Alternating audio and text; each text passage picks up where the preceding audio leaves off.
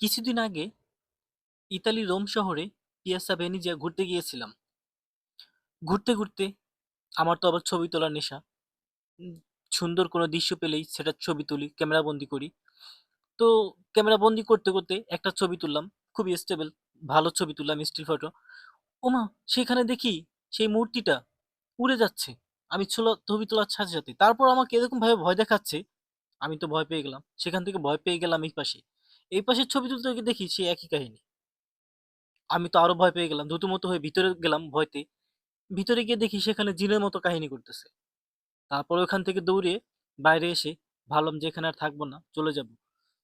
তারপর হঠাৎ দেখি আরো অদ্ভুত কাহিনী। আমি এত কিছু সাক্ষী না হতে চেয়ে আমি সরাসরি বাসার দিকে রওনা দিলাম, এখানে আর থাকলাম না। বুঝতেই পারছেন এরকম অদ্ভুত কাহিনী কখনো কারো সামনে হলে কিরকম হতে পারে। বুঝতেই পারছেন। ভিডিওটা ফানি ছিল, এআই।